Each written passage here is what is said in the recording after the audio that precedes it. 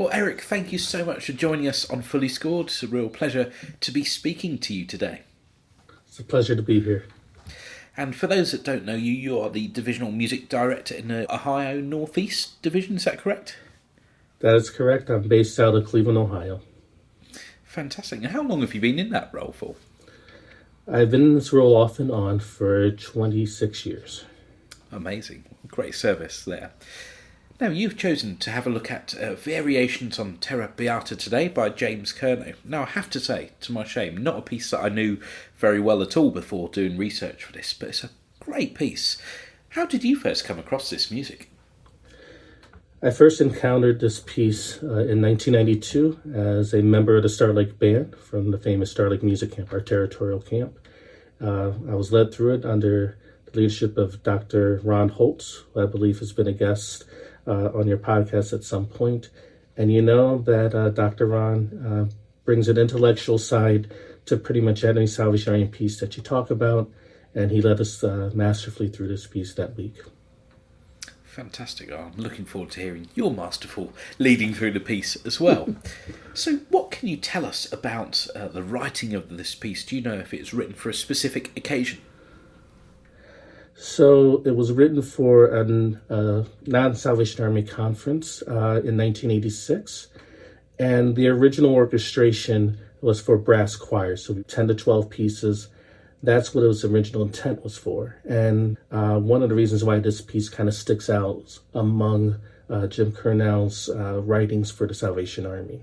So that was in 1986, and in 1987, a friend of Jim Curnow's, Bill Himes, and actually they attended the same corps together when they were younger, asked him to write a brass band version of this, and that was the version that they brought in 1987 when the Chicago Staff Band came over to England.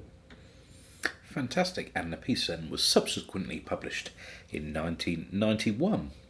So I think now would be a good time to jump in and start looking through the music in different sections. But before we do you want to just give us an overview of the structure of the music? Well, the structure is in 3 extended movements with an opening and then, of course, a finale that in typical Jim Curnow fashion incorporates all the elements in some way, shapes, or form that you've heard previously. So that's the general structure. Excellent. Let's dive in then. So we have this quite ethereal and mystical opening here to the music. Well, if you think about it, Jim Curnow, whether I believe this was intentional, decided to do the creation story basically in 10 bars. So in the opening bars, you hear all these muted cup entrances for some in various voices. But if you deliberately look at the score, what you'll notice is that there are 6 of them. And if you follow, obviously, the Bible in Genesis, God worked for 6 days in creating it. 7th day he rested, and then we have the world, Eden. And similarly, Jim Curnow paints that picture here. I do count the entrance of what we call alto horn, solo horn, and the tuba as the same entrance. He doubles up there. But if I measure 7, things are kind of coagulating, getting together. And then in measure 8, you'll find that you have Eden presented. You have everything in working order, everything lined up. Horns in particular are giving us our bass lines of quarter notes, eighth notes flowing, and baritones, and of course euphoniums don't want to be outdone by baritones, so you have 16th notes kind of flowing in perfect harmony. So it's really a good setup for the opening of our first verse, which is at rehearsal 12.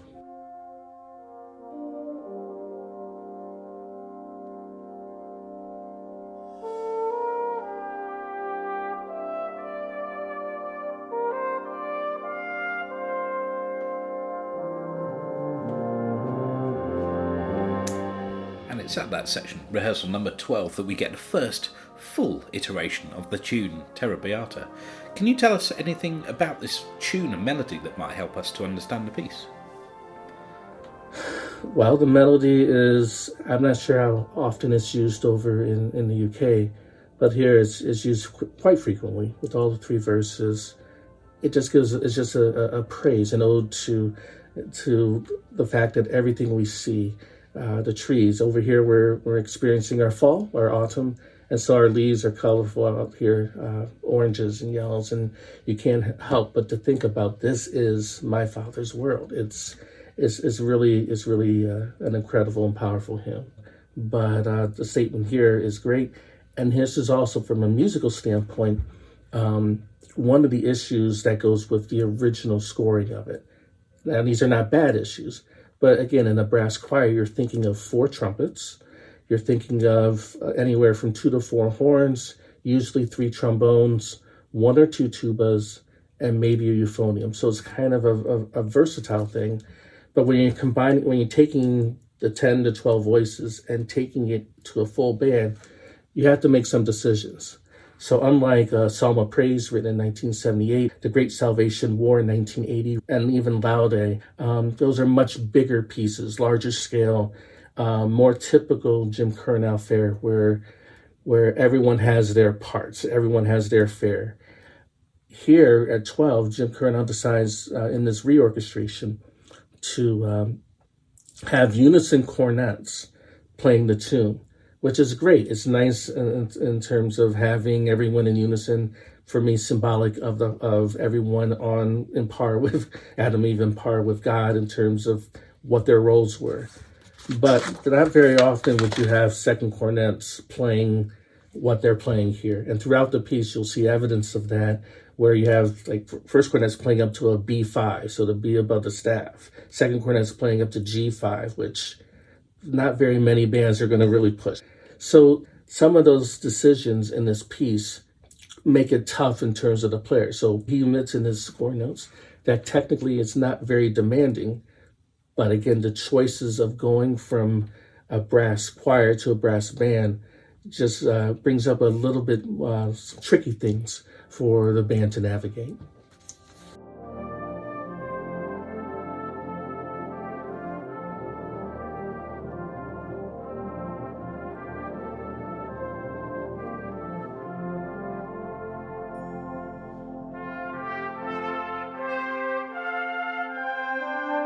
So the next measure, I guess, of significance would be measure 20 here. And what can we look out for in the music during this section? It kind of takes a little bit of a detour from the chorus. This is my Father's world. You get a deceptive cadence in 21. So you can kind of get the hint that some discord is coming. It's not necessarily music that clashes or anything harsh. It's just a departure from that, which sets up a couple of different things that you're going to hear. And then eventually at 27, he brings us to the chorus as we traditionally hear it in the key of concert F.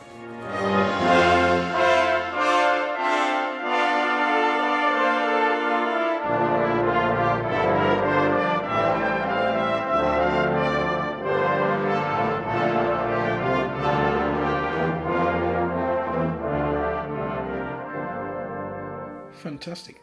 As we look at figure then 34, we have, would this be part of the first variation in the music, or is this still the introduction? This is the transition to it, but then you also hear some rhythmic things in the flugelhorn, who has a solo here, da-da-dee-da-da, and that really kind of sets up, in a lot of ways, the second variation. But this is just a transition to the scherzo that we have at 40. And going back to a theme of the piece, you have solo first and second horns pushing us into the scherzo section at 39, in unison going up to an A. So there you go. If you can imagine a French horn sound, that would be right in the wheelhouse of a French horn player. This is what he's imitating there. So we get to our first variation, marked Allegro Giocoso. Here, what can you tell us about this first variation and the whimsical nature of the music? Well, he does mark it staccato, so we're kind of trying to keep it light, nothing, punchy about it. And then, of course, euphony kind of brings in an original kind of take on the melody here. If you look at the overall chordal structure, a lot of it follows the main tune. So you're talking concert F at 39. Measure 42, we go down to kind of concert E flat, which is a whole step down, major chord, which is very typical of someone in the American school. So you would hear something similar to this in writings of like Bill Himes and even Stephen Bulla. That's that late 70s, 80s sort of approach to counterpoint. 2 measures later, you're down to concert D flat when the little motif goes into the horns and flugelhorn. And then we're back to what we know basically is a 6-4-5-3 sort of approach before measure 50, which would be the end of the verse at that point. So harmonically, the bones are there. Jim Curnow just puts his spin on that.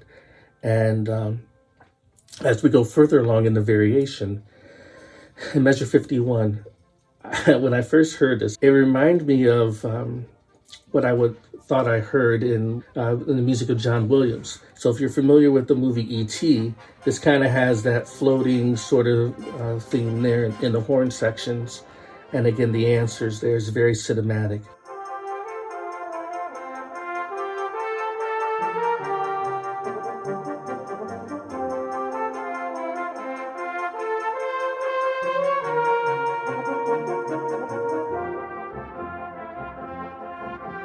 Throughout this variation, instead of just kind of basing the motif that the euphonium introduced at the beginning, what he does is he interjects, this is at measure 68, intertwine his original kind of motif with various aspects of it, especially in the chorus. And he does this in 77, a little bit more violent in terms of the chord structure. So it's very clever how he takes his own kind of interpretation of life with the scherzo, joyful and playful. He puts it with various parts in this variation of the chorus, and then he changes the chord structure within it to produce different modes and different tunes, leading into, of course, the dramatic slowdown, leading into the espressivo movement in 92. I guess that espresso movement is the start of the second variation in the music. That is the case. You have a slowdown 4 measures before in measure 88. This time, the euphonium player has the motif that led us into the first variation that was in the flugelhorns. And we introduce a tuba solo. He's a tuba player himself. And so he writes some significant parts of that. In the previous variation, he kind of copied and pasted from a part of one of his earlier pieces, Psalm of Praise. At the very end of Psalm of Praise, there's a euphonium tuba line that doubles. It's just a run. It's cut and paste, but it's in a different key here. But again, just giving everybody some work to do. But here in this slowdown going into 92, it's a tuba solo on E flat. Tuba leading us into a minor section.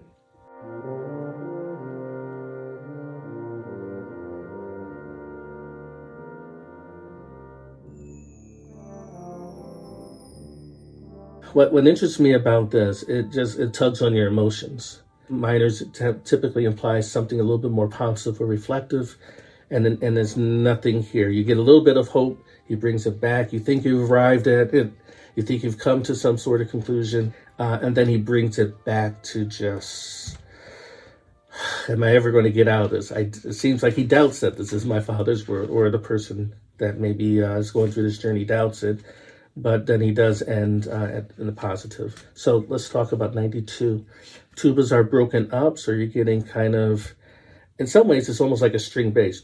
Boom, boom, boom, boom, boom. It's kind of a broken shared line between E flat and B flat. The horns kind of answer, and then the flugelhorn does this take of the middle part of the verse. You have at measure 100. In some ways, this is very quintessential, typical Jim Curnow. He thins out the voices a little bit, and he's walking through these major seventh chords, which I believe he likes to use just to keep things light, in terms of the counterpoint and the harmony. is very American. So it's not necessarily leading to a 5 chord or whatever for the theory people. He just brings down these 7th chords, step motion, into kind of the first big push of this middle movement, the 4/4 just before measure 107. You get the build up there, similar to a lot of his other pieces. 107 high solo cornets, the theme from the middle of the verse happens at 107 in the first cornets, flugelhorn, trombones. Typical structure of Jim Curnow, where he has the first cornet kind of leads people through as kind of a solo part for them. Flugelhorn comes to give it a little bit of color, trombones to give it a little bit of depth. It's a very kind of gut-wrenching sound, especially with timpani and 108 coming in on a B flat. It's a really lovely part.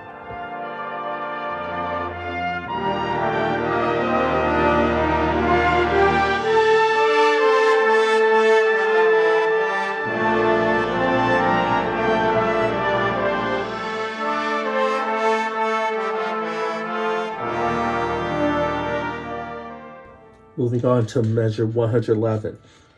So, people might think this is crazy. This is a soprano part, and the soprano part really doesn't go that much above the staff. I have to believe he did this for the color reasons rather than for the accessibilities of the actual solo cornet part. I had the privilege of playing and conducting this piece when I went to college. I went to the University of Cincinnati College Conservatory of Music, and we did the brass choir version of this. So this is actually a solo for the first trumpet part. So it's actually written, for a B flat instrument rather than the soprano, but in the rescoring went to the soprano part.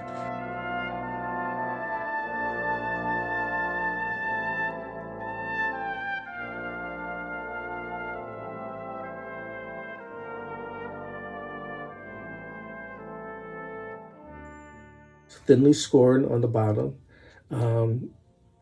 And the horn, solo horn, kind of brings in the chorus again to kind of lead us on to 117, which is a return to the beginning part of the second variation.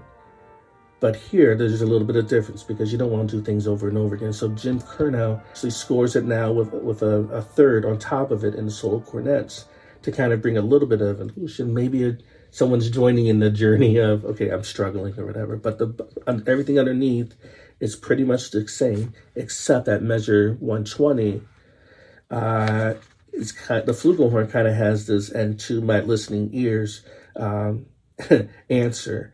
And so that, again, another part of the verse. What you have to love about Jim Curnow is that I don't think there's anything that is really surprising about his music. He puts it all there in the first 10 measures or so, but it's how he uses them and switches the harmonies around and the different voices and the different moods that he takes you through. So you have that sort of dialogue happening all the way from 117. And then finally we get where, in my opinion, the guy finally breaks and realizes, what a fool I am, whatever it is, it's the moment of resolution going into 131.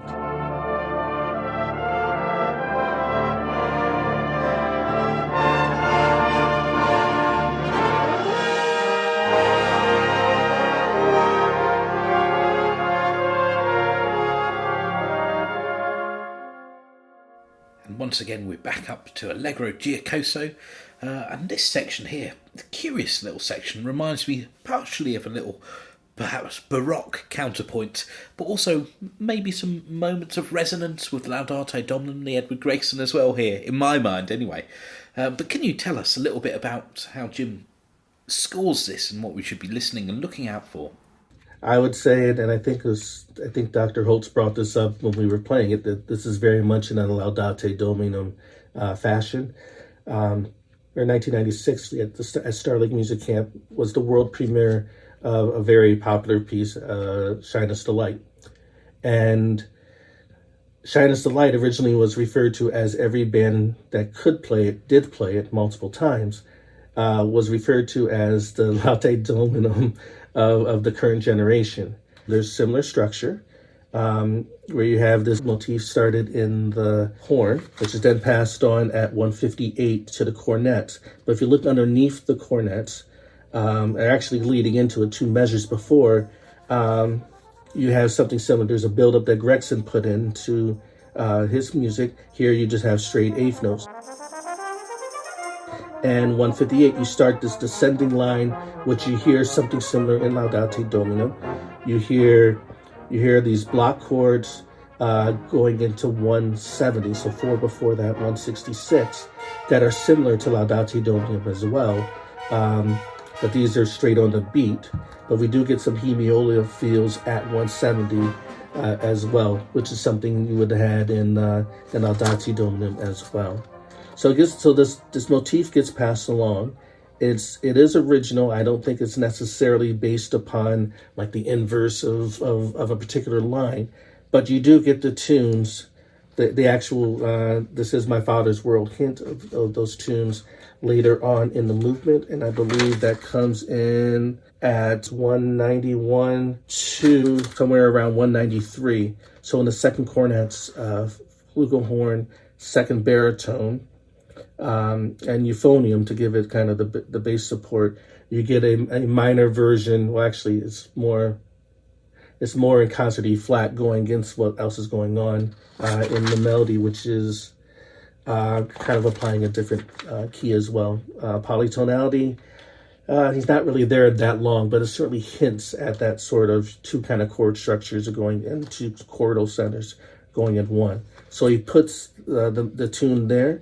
He brings in even a hemiola feel. So, that 3 against 2, the measure before 200. So the melody people have the 2 part, and this canon keeps going on in 3 there.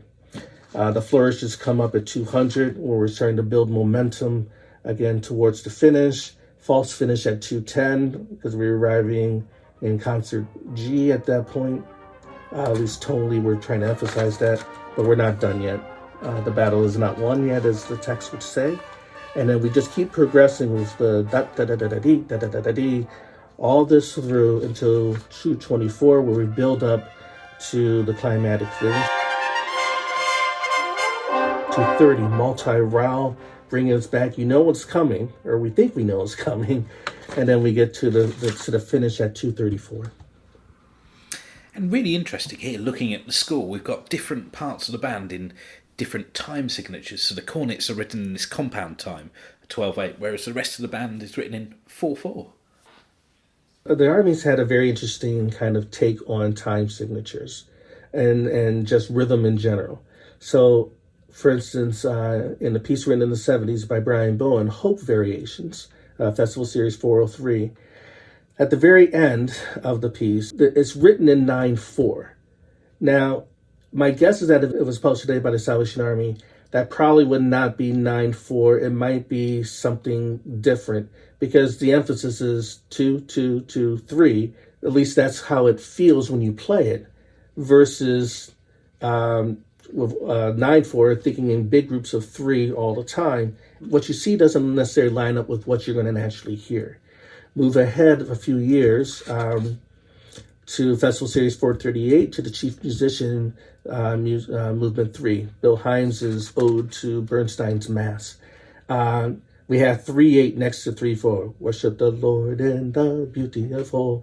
So we're now starting to line up a little bit more with our rhythm perception with what we see. Of course, around the same time that this was being written, over in New York, when Peter Graham was still over stateside, Las Luvias Grandes, Movement 3, we have the West Side Story thing, the 6/8 next to 3/4, and so we're starting to get used to this. But to my knowledge, this is the first time that we've had 2 different time signatures simultaneously played together. And really, to the conductor, it doesn't really matter. He or she's conducting big beats in 4. So it makes sense. So, but by doing so, you bring kind of basically the canon theme from the Variation 3, tied into the tunes, kind of tied into kind of the creation feel from the beginning. So this is where everything comes together. It just so happens to be in 2 different time signatures.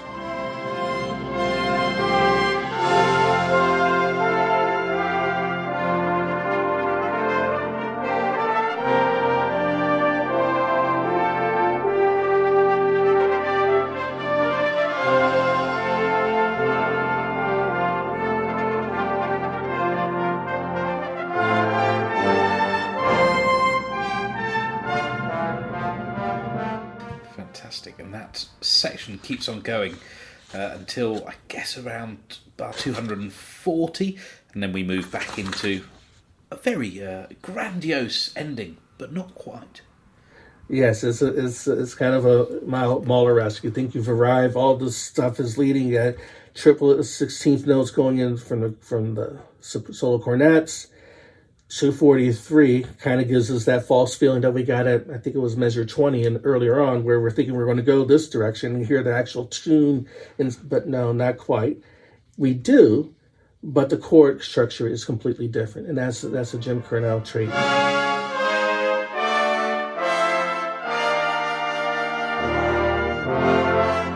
Why do you want to hear the same things over and over? No, he mixes things up. He gives you a bass trombone lead and bass, which, it's always great to give your bass trombone something to grip to, being the only bass figure at triple forte. But it makes it even stronger when you get into to measure 244, where the rest of the bottom of the band comes in to reinforce it.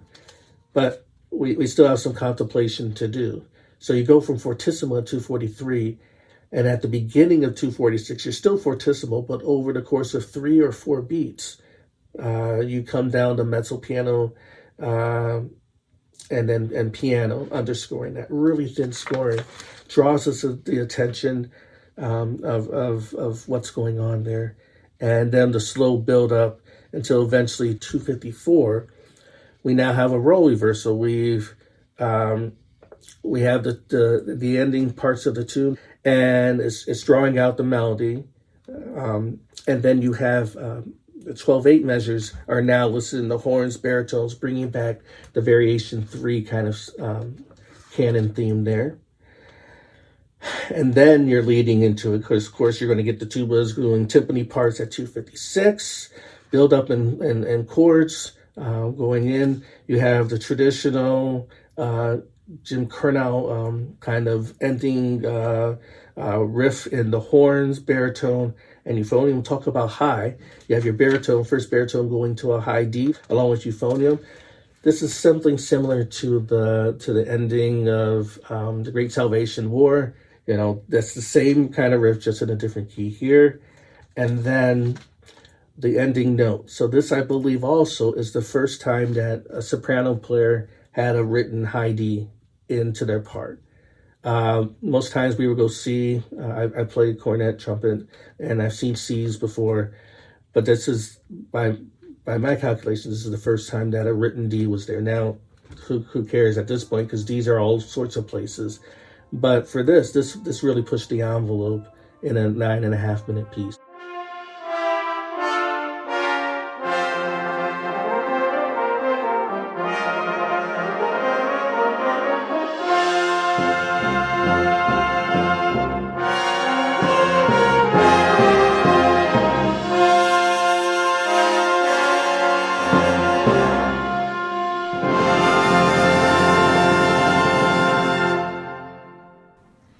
Fantastic. Well, Eric, thank you so much for taking us on that journey through a wonderful piece. For any listeners that don't know it, I recommend go and have a listen to it.